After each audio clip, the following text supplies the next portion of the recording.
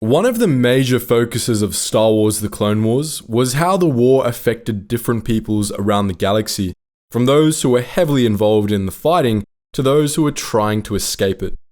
Of the latter groups, one of the more memorable is the Lurmen, a lemur-like species whose pacifism was put to the test when the CIS attacked their homes.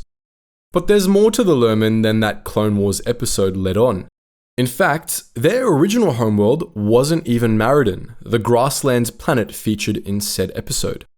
In this video, we'll be doing a deep dive into the Lurmen species and examining how the Clone Wars affected their beliefs.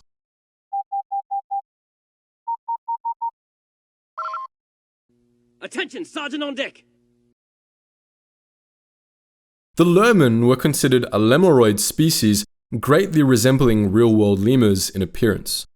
They stood at an average height of about a meter and were covered with fur, which was typically some shade of grey. They had claws, which they presumably evolved for climbing purposes, and unlike most sentient mammalians, they had long, bushy tails, which they presumably used for balancing themselves while climbing. Lurmen typically had large tufts of fur on their heads, which sometimes resembled human facial hair. They also had large, yellow eyes, which suggests that if the Lurmen were anything like the lemurs they resemble, they evolved from a nocturnal species and retained excellent night vision. Lurmen lived for an average of 76 galactic standard years, and most of them lived simple lives. Most spoke their native tongue of Lurmese and Galactic Basic, though apparently they spoke Basic with Irish or Scottish sounding accents. They weren't very tough, but they were extremely agile, skilled at climbing trees and avoiding attacking enemies. Some of the Lurmen on Maridun also had the ability to curl up into balls and roll for faster travel. It's possible that all Lurmen had this trait, but some sources suggest that this was something the Maridun Lurmen learned from the Amanin, a species of tall flatworms native to Maridun who rolled around in this manner as their primary form of locomotion, as their walking speed was rather slow. The Maridun Lurmen lived in enormous seed pods that fell from the planet's giant trees, which they dragged into a clearing, carved into houses, and used as the foundation of their village. These Lurmen, despite having knowledge of high technology, chose to live low-tech, agrarian lives, relying on their seed pod homes for essential oils that they used in healing and peaceably living off the land.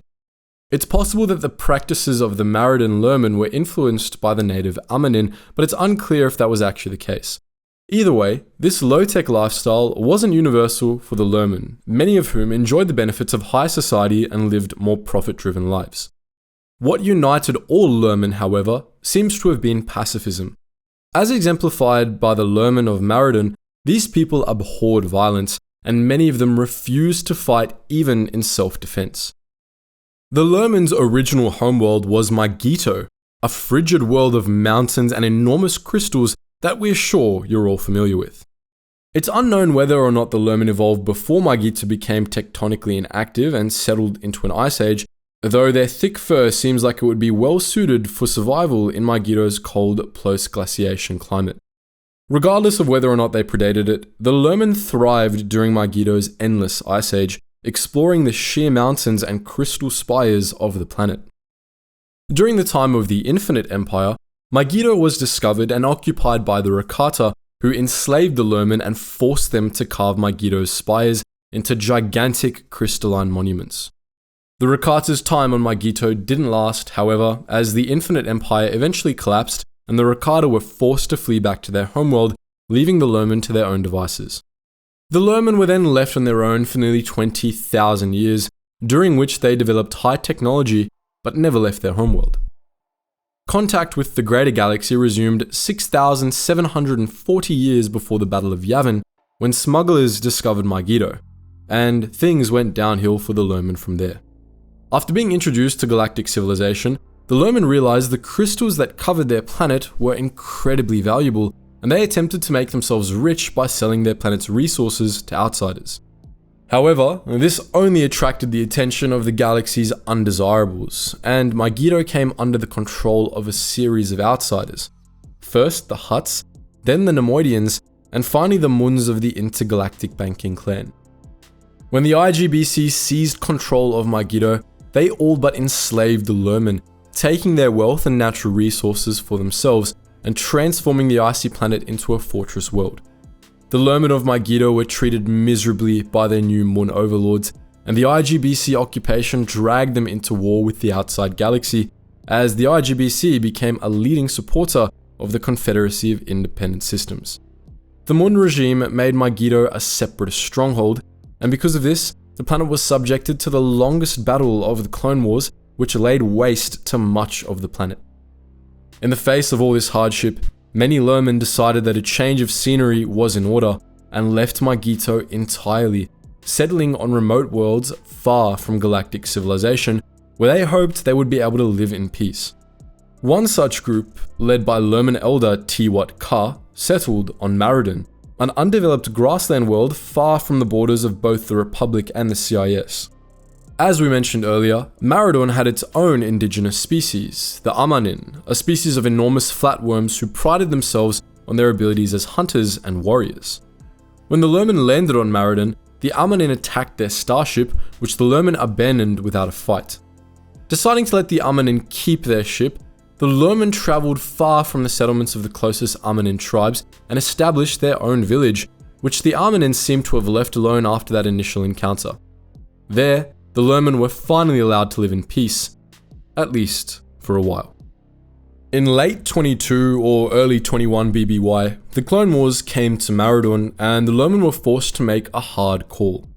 First, 3 Jedi and a handful of clones made a crash landing on the planet after escaping a Republic defeat at Quell, but then came the droid army. Led by the Nemoidian general Lok Durd, a contingent of the CIS military set up a base on the planet for the purposes of testing the Defoliator, an experimental separatist tank designed to destroy organic life while leaving droids intact. After a series of preliminary tests, General Durd planned to deploy the Defoliator in a final test against the Lurmen village, which he believed would make an excellent target.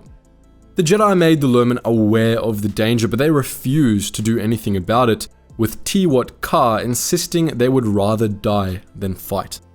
The Jedi and clones, unwilling to let the Lurmen die, ultimately defended the village themselves, erecting a barrier of seed pods around it and deploying stolen separatist shield generators at the center of the village.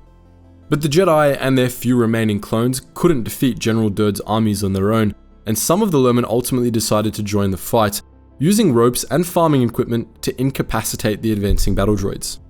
The Jedi won the battle and captured Lok Durd, leaving Maridun free of invaders, at least until the Empire came to strip mine the planet in 11 BBY. The Lurmen's appearance in Star Wars The Clone Wars follows a running theme in Star Wars of criticizing strict pacifism. The Lurmen are portrayed as perfectly reasonable in wanting to stay out of the Clone Wars, and at first, their refusal to kill is shown as admirable as well. But ultimately, what the Lurmen are trying to do is hide from the galaxy, and it doesn't work. The episode argues that this sort of strict pacifism, with no exceptions for self-defense, is suicide, and it also drives in the consequences of this pacifism. Tiwat Ka critiques the Jedi for their pacifism, claiming that they betray their commitment to peace by engaging in violence and even warfare. But the episode also makes clear that the opposite is actually true. Tiwat Ka is willing to let his people die for his pacifist views, and in doing so, he would have given Lok Durd proof that his defoliated tanks worked. The Separatists eventually began using the defoliators anyway, but if Tiwat Ka had gotten his way, they likely would have started with them sooner, and in that way, the Lurmen's staunch pacifism would have worsened the rising threat of war in the galaxy, whereas the approach of the Jedi set the defoliator project back at least a little bit. The story of the Lurmen, at least within Star Wars The Clone Wars, is a cautionary tale. Sometimes you do more harm to others through non-violence and inaction. So that's our look at the Lurmen, the lemur people of Mygeeto and Maridun. But what did you think? Did you know these guys were from Mygeeto? Feel free to post your thoughts in the comments section below. And as always guys, thank you so much for watching, and I hope to see you in the next video.